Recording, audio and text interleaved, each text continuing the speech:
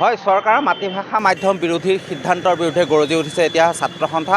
আৰু এই মুহূৰ্তত মই কলিয়াবৰৰ কুঁৱৰীতলত উপস্থিত আছোঁ আৰু কলিয়াবৰ কেন্দ্ৰীয় ছাত্ৰ সন্থায়ো 10 ঘণ্টীয়া অনশন কাৰ্যসূচী ৰূপায়ণ কৰা দেখিবলৈ পোৱা গৈছে। কেমেৰাৰ সহযোগীয়ে দেখুৱাব, হাতে হাতে প্লে কাৰ্ড লৈ তেওঁলোকে প্ৰতিবাদ সাব্যস্ত কৰা দেখিবলৈ পোৱা গৈছে। অসম চৰকাৰ মুৰ্দাবাদ, ৰণোজ পেগু মুৰ্দাবাদ, কলিয়াবৰ কেন্দ্ৰীয় ছাত্ৰ সন্থা জিন্দাবাদ আদি বিভিন্ন প্লে কাৰ্ড লৈ তেওঁলোকে প্ৰতিবাদ সাব্যস্ত কৰা দেখিবলৈ পোৱা গৈছে। পুৱা 6 বজাৰ পৰা তেওঁলোকে এইদৰে প্ৰতিবাদী কাৰ্যসূচী ৰূপায়ণ কৰা দেখিবলৈ পোৱা গৈছে। তেওঁলোকৰ এটাই দাবী, যাতে চৰকাৰে যি মাতৃভাষা মাধ্যম বিৰোধী কৰিছে তাৰ সেই সিদ্ধান্ত প্ৰত্যাহাৰ কৰা তেওঁলোকে দাবী তুলিছে। আৰু এনেদৰে কিন্তু পুৱাৰে পৰা তেওঁলোকে প্ৰতিবাদ সাব্যস্ত কৰা দেখিবলৈ পোৱা গৈছে। পোনে পোনে মন্তব্য ল'বলৈ চেষ্টা কৰিম। আজি আপোনালোকে যি অনশন কাৰ্যসূচী গ্ৰহণ কৰিছে? সদৌ অসম ছাত্ৰ সন্থাৰ আহ্বান নামে আমি আজি কলিয়াবৰ কেন্দ্ৰীয় ছাত্ৰ সন্থাই অনশনৰ কাৰ্যসূচী গ্ৰহণ কৰিছোঁ। আমাৰ এটা স্পষ্ট কথা, চৰকাৰে যি অসমীয়া মাধ্যম হত্যাৰ চেষ্টা কৰিছে তাক আমি তীব্ৰ বিৰোধ কৰিছোঁ। আৰু এই এটা কথা আমি স্পষ্টভাৱে জনাই দিব বিচাৰিছোঁ, কেতিয়াও অসমীয়া মাধ্যম হত্যা কৰাৰ চেষ্টা আমি মানি ল'ব নোৱাৰোঁ আৰু অনদন নামানো। যি সময়ত অসমৰ মুখ্যমন্ত্ৰী আৰু অসমৰ শিক্ষামন্ত্ৰীগৰাকীয়ে অসমীয়া মাধ্যম হত্যাৰ চেষ্টা কৰিছে, সেই সময়ত নতুন শিক্ষানীতি আৰু অসমৰ গৃহমন্ত্ৰী আৰু প্ৰধানমন্ত্ৰীয়ে অসমীয়া মাধ্যম নিজ নিজ মাতৃভাষা মাধ্যমত মেডিকেল আৰু ইঞ্জিনিয়াৰিং পঢ়াৰ কথা কয়। যি সময়ত মুখ্যমন্ত্ৰীগৰাকীয়ে এবাৰ তেওঁ নাম নল'লে দিনটো নচলে, সেই সময়ত তেওঁ কাৰ্যসূচী বিৰোধ কৰিছে। আমি স্পষ্টভাৱে জনাই দিছোঁ, অসমীয়া মাধ্যমক হত্যাৰ চেষ্টাটো কোনো কাৰণ নকৰিব। এতিয়া 50টা বৰ্ষ অতিক্ৰম কৰিলে মাধ্যম আন্দোলনৰ, এই মাধ্যমে 50টা বৰ্ষ অতিক্ৰম কৰাত চৰকাৰৰ দায়িত্ব আৰু কৰণীয় কি আছিল? চৰকাৰে মাধ্যম মানে শ্বহীদসকলক ত্যাগক সন্মান দিব লাগিছিল। এই ত্যাগক সন্মান নিদি তেওঁ এই 50টা বৰ্ষৰ অতিক্ৰম কৰাৰ সময়তে অসমীয়া মাধ্যমে হত্যাৰ চেষ্টা কৰিছে। আমি ইয়াক কোনো কাৰণে মানি নলওঁ। আজি সদৌ অসম ছাত্ৰ সন্থাৰ এমাহ যোৱা আন্দোলন আজি প্ৰথম কাৰ্যসূচী আৰম্ভ হৈছে আৰু অনাগত দিনত ৰাইজৰ সহায় হয়তো বিচাৰিছোঁ। আমি মাধ্যমৰ যি লগত জড়িত যি আন্দোলন কাৰ্যসূচী ইতিমধ্যে ঘোষণা কৰিছে, সেই কাৰ্যসূচীসমূহ সফল কৰিবলৈ ৰাইজৰ সহায় হয়তো বিচাৰিছোঁ।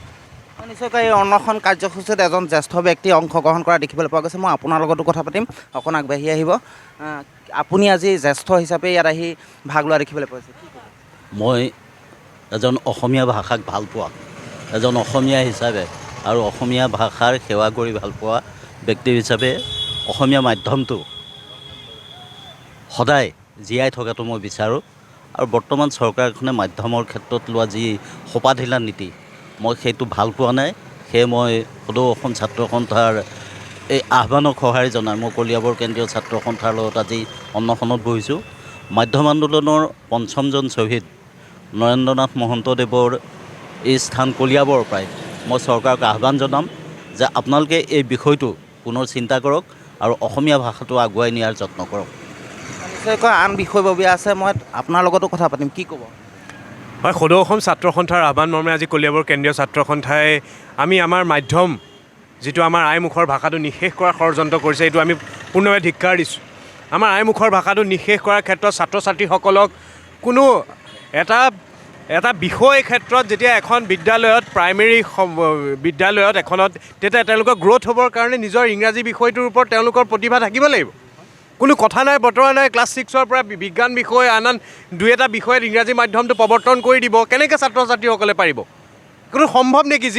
যি সময়ত চৰকাৰে প্ৰধান শিক্ষক অধ্যক্ষক পূৰ্ণভাৱে নিযুক্তি দিব নোৱাৰে, সেইখন চৰকাৰে ইংৰাজী মাধ্যমৰ ওপৰত বিষয় দিয়াৰ ওপৰত জাপি দিব বিচাৰে। বহু বিদ্যালয়ত আজিৰ ক্ষেত্ৰত শিক্ষকৰ অভাৱ আছে, বিভিন্ন আন্তঃগাঁথনিৰ অভাৱ, এই ক্ষেত্ৰত ইংৰাজী ভাষাৰ প্ৰৱৰ্তন কৰিছে। এই কথাটো কোনোপধ্যে মানি ল'ব নোৱাৰোঁ। আৰু মাধ্যমৰ ওপৰত চৰকাৰে কেতিয়াও হাত দিব নালাগে। আজি এই প্ৰাকখনত অনশনৰ স্থলীৰ পৰাই মাধ্যম আন্দোলনৰ বীৰ শ্বহীদসকলক আমি শ্ৰদ্ধাৰে সোঁৱৰিছোঁ, তেওঁলোকক শ্ৰদ্ধা জনাইছোঁ। এটা জাতিৰ কাৰণে তেওঁলোকে যেনেকৈ প্ৰাণ দিলে, সেইসকল শ্বহীদৰ কেঁচা তেজক চৰকাৰে ইমান অপমান কৰিব নাপায়। আৰু আমাৰ মাধ্যম আমি কেতিয়াও আমাৰ মাধ্যমৰ ওপৰত যি আইমুখৰ ভাষাটো নিঃশেষ কৰা যিটো ষড়যন্ত্ৰ, এই কথাটো আমি কেতিয়াও আমি মানি নলওঁ। নিশ্চয়কৈ আচলতে এইদৰে তেওঁলোকে প্ৰতিবাদ সাব্যস্ত কৰা দেখিবলৈ পোৱা গৈছে। আৰু এটা কথা ক'ব লাগিব, যি এই আচলতে মাধ্যম মাতৃভাষা সেই মাতৃভাষা চৰকাৰে নিষেধ কৰা যি ষড়যন্ত্ৰ, সেই ষড়যন্ত্ৰৰ বিৰুদ্ধে কিন্তু সদৌ অসম ছাত্ৰ সন্থা ওলাই অহা দেখিবলৈ পোৱা গৈছে। কলিয়াবৰ কেন্দ্ৰীয় ছাত্ৰ সন্থাই পুৱাৰে পৰা 10 ঘণ্টীয়া অনশন কাৰ্যসূচী গ্ৰহণ কৰা দেখিবলৈ পোৱা গৈছে।